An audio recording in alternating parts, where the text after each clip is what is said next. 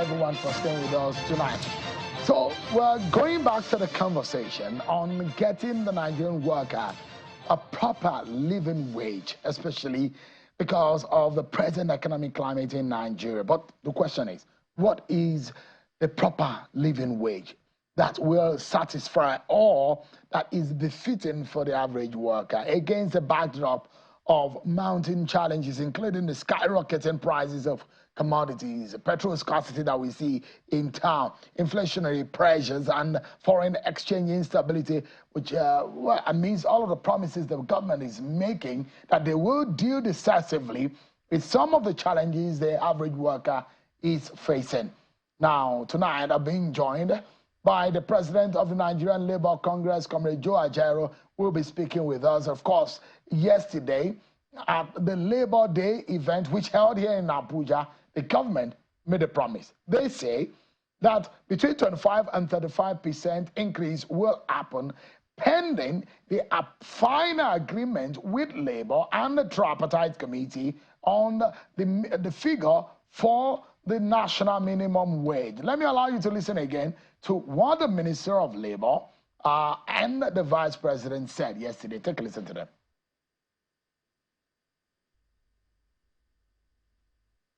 I do not take for granted the understanding, patience, commitment, and support you have shown throughout the implementation of this government's policies and programs aimed at positively transforming our great nation. Your contributions and support have played a significant role in our efforts to rescue the economy since we came on board. Our allegiance and patriotism are the bedrock upon which our beloved country thrives. The success of our government's policies and programs hinges on the willingness of workers as the backbone of our workforce to embrace them wholeheartedly. I appeal to you to continue using the power of the labor movement for the greater good of our nation. The Nigerian workers should rest assured that despite the short delay, the minimum wage will take effect from 1st May 2024. We are not going to lose any time. That is a promise from the Nigerian government that from yesterday, the new minimum wage will take effect. But Mr. Joe Ajaero is joined us now. He's the president of the Nigerian Labour Congress. He's live with us from Abuja. It's good to see you, Mr. President. Thank you so much for joining us tonight. Give us an understanding. It does look that you may not be, I'm talking about the organized labor and government, you're not on the same page as regarding your expectation and the proposition of government. Well, I think we are working towards being on the same page. The government seems to be saying that they are committed to giving Nigerian workers a living wage. And we have made proposal for a living wage for Nigerian workers. So I think it's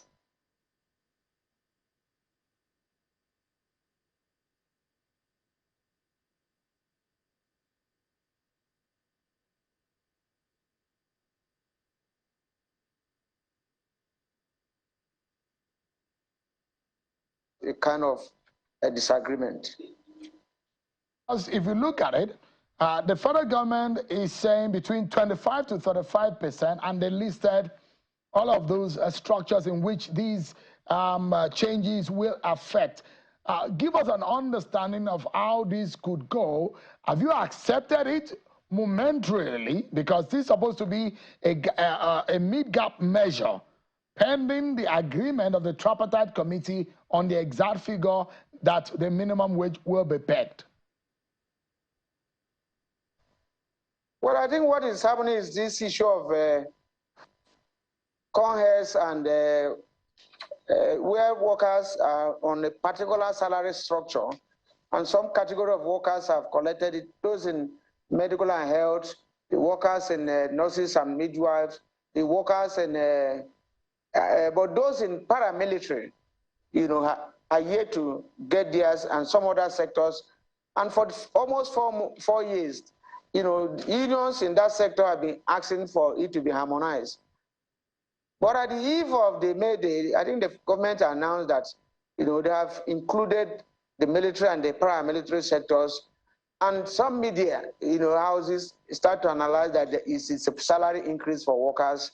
It is not, and we needed to clarify that there's a bracket of workers that have not been captured by these CONHES and CONHAS and all that, and then they only say that, okay, those ones are equally captured from the core civil service to the public sector.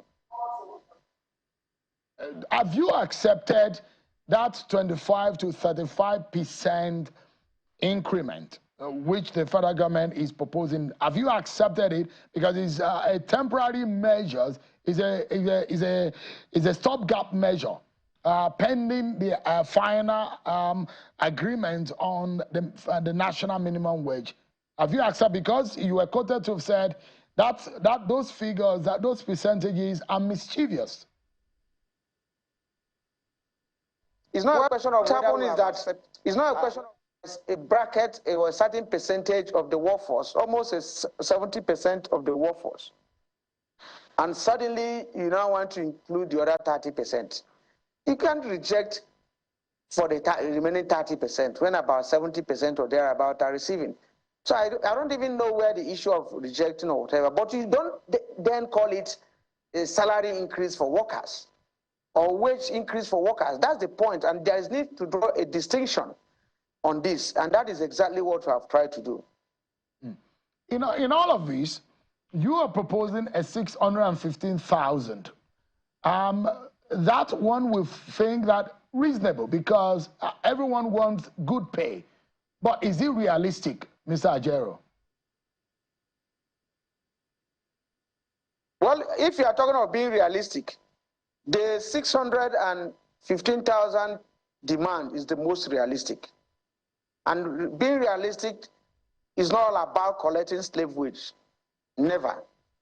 And we had a breakdown of this into about 10 items. We looked at housing and accommodation for about 40,000 naira. And I want you to tell me where we can get a room and parlor 40,000 naira in Abuja. Electricity stroke power, we allocated 20,000 naira. I want you to tell me where you can buy a token of 20,000 from the current tariff increase, and it will last you more than 1 week. We made proposal for utility and water for just 10,000. We looked at kerosene stroke gas. If you watch this cylinder that they fill, and you have to fill it about 2 times in a month.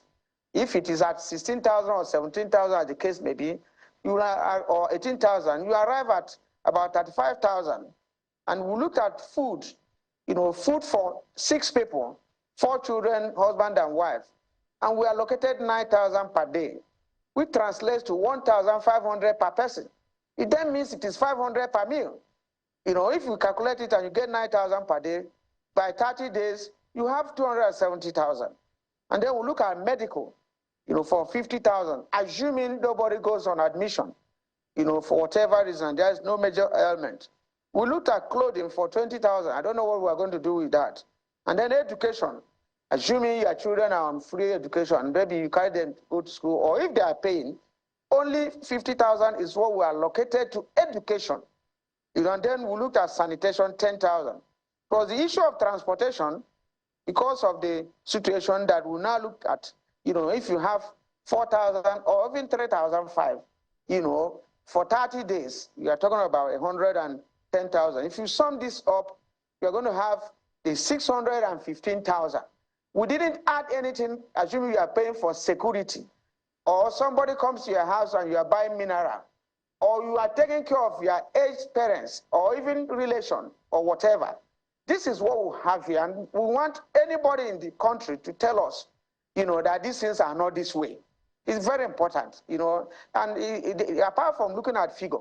However, 30,000 is a big money if inflation is brought down, if it is at single digit, if all things are equal. Now, if the government equally wants to, take everybody along. Look at all those indices, that create inflation, devaluation of the currency, and all whatnot, especially transportation and high cost of living. If you check them, you can talk of another thing, and you can now talk of being realistic. You can't be realistic, when only wage is suffering. All other factors, in the country, is going high, and wage remain constant. There won't be equilibrium. So I'm looking at it, comrade. The percentage increase. What would be the percentage increase from the last minimum wage, which is 30,000? Are you talking of percentage increase between the last minimum wage and now? And the proposition. What has been the percentage increase in transportation between the last time when we moved, removed subsidy to 500 and something, and 500 to 700 and something?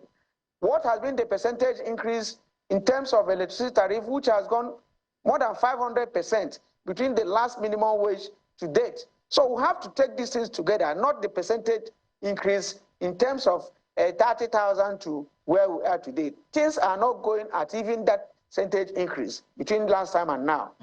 So the question here, we'll see some states, Lagos State meeting the idea of a 70,000 increase to 70,000. Edo State has officially announced 70,000. We understand that Cross River may have announced about 60,000 or so increase. Now, how does that come to you? Perhaps some of these state governors or state governments that have been proactive, that have moved ahead before the decision of the tripartite or the arrival at the national minimum wage.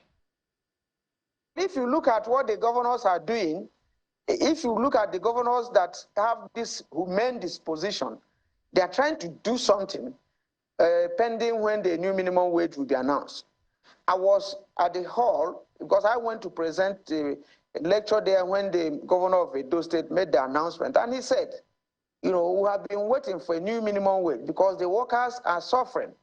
But meanwhile, before the announcement of the new minimum wage, we want to commence the payment of 70,000 naira wage, effective May 1st. But if the federal government announces a new wage, Edo State will implement. I think it's commendable. It shows that they have the interests of workers at heart. And if you watch, that was equally the driving motive for us to have asked for equally a wage award. And if you check, the federal government added another 35,000 to 30,000, which was 65,000, which is still not enough. At least for people to be alive, pending when the new minimum wage will be announced. And the governors, they know it too well that they are not equally designing their own minimum wage, but they are showing the human nature of their administration. Well, let's look at it. And the reason why I asked whether or not this figure you're proposing is realistic is what we have seen before. That just before now, some years back, when some states were declared not able to be able to fund their own activities, the only thing they could do is pay salaries, and that was all. Several states were declared insolvent. And those who do the figures will tell you, out of the 36 states, about 25 of them are most times insolvent because after paying salaries, they are unable to do nothing. And most of these states are regarded as civil servant states. Now, they're getting more money. If 615,000 naira is what you are proposing, how realistic in the terms of some states that have almost 55% of the overhead or the salaries or wages of workers as their bottom line, how would they be able to cope if the minimum wage is pegged at 615? Don't forget, Mr. Ajaero, that most of these states for several years after 30,000 naira was announced, they couldn't even pay. Some of them are still defaulting up to today. Well, I think we need to understand the issue of ability to pay and issue of not getting the priority right. Most of the states that have shown willingness to pay are not among those that are getting the highest revenue. Even during the time of General Muhammadu Buhari, and some states were declared as not having enough money to pay, and he released funds for them to pay. Those states still went ahead and refused to pay. Now, it's not a question of whether the quantum of money they have or not. It's what they decide to do with such money. If they get their priority right, then a lot can happen. Remember, I told you before that if we do what we are supposed to do in terms of what is expected to us as a government and as people, and we're able to check inflation, check all other in this, check cost of foodstuff, go into massive agriculture, have a kind of self-sufficiency, in the nation, then we will pay less attention to the quantum, to hundreds of millions and thousands. And then if these are parts of governance, if we leave it and we see a situation whereby even a loaf of bread, you see a situation where a loaf of bread will be higher than the money you are talking of. We can't continue this way. If you allow the situation to remain the way it is today, inflation flying, devaluation of the currency, this 615 will not last for the next 1 year. It will not be enough for the worker. So what we are calling the attention of the Nigerian government to look at such indices that we need to work along with whatever we are supposed to agree so that it will last and it will be realistic. When you talk of realistic is not when I collect 500,000, I will spend it on transportation and I will not have anything to eat. Realistic is that with what I collect, and this should be able to take me home, even if I'm not going to have 1 naira savings. And that is what Labour has proposed. If tomorrow we look at inflation, look at the valuation of the currency and all other indices, and we say from this time to this time, we can predict with certain measure of certainty that inflation will be here, and that this is what an average person needs to survive in one month or in 1 week, we can agree on that. So, Mr. Jairo, as the leader of Labour, one will wonder how much of pressure are you going to be putting on government? Because no matter how much the figures are pegged at, even if it's pegged at 2 million naira, and the economic figures or the indices of the economy are not in the right place, those figures or those minimum wage will still mean nothing. And so it means that the government must be doing the right thing. And what is Labour doing to ensure that government is on its toes to do the right thing, especially within the economic climate that we find ourselves? Well, government doesn't like pressure. The current administration doesn't like pressure. If you equally come out tomorrow to say, government, we want to do a rally for you to realize where it is penning us, they will fight back. Yeah, and they will get people to attack you and call you all manner of names. They don't want pressure.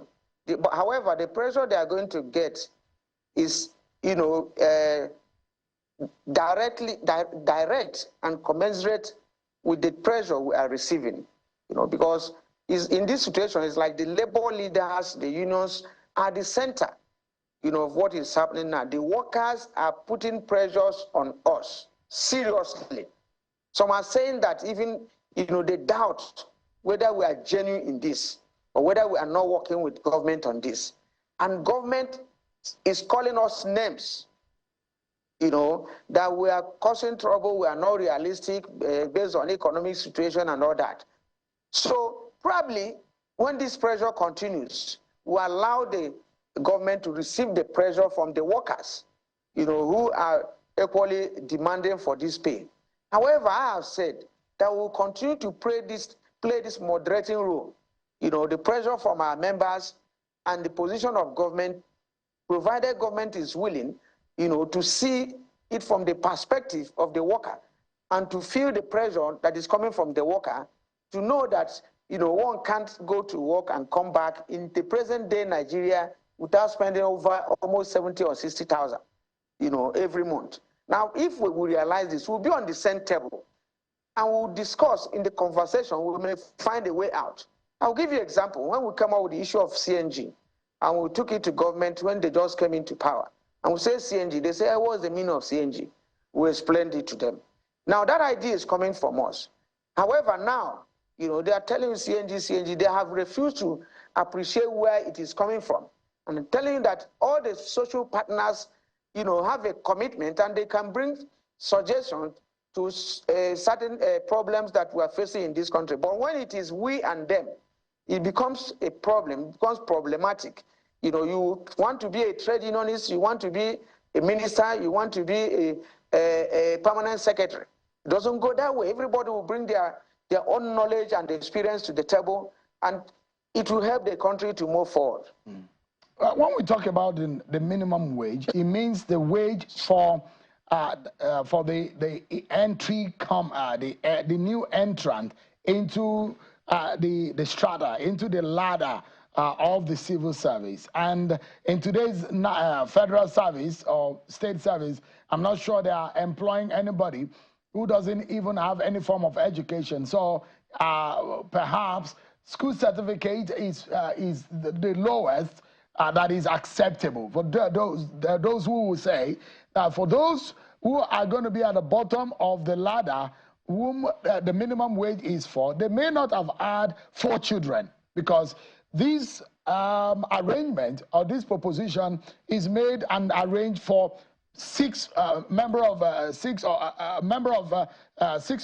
a family. That means a wife and a husband and 4 children. And so there are those who are also thinking maybe Labour would tinker with actually being realistic about the figure, knowing that this arrangement or this proposition will be for someone who had been in the civil service for a minimum of 5 years. I'll say, let me say this. When you talk about those who have 4 children and whatever, I will tell you that studies have shown that those people we are talking of, level 1, step 1 or whatever, most of them have more than 4 children. And that those of you that on level 15 and 18 don't have up to the number of children they have. And this analysis we drew here fits them. It's an analysis of maybe 1 bedroom or whatever. It is not an analysis of 3-bedroom flat. It's not an analysis of duplex. It is not the analysis of a car owner that will fill his time with about 70,000, maybe 1 week or 1 week plus it will be off. That is not the analysis of the table we brought here.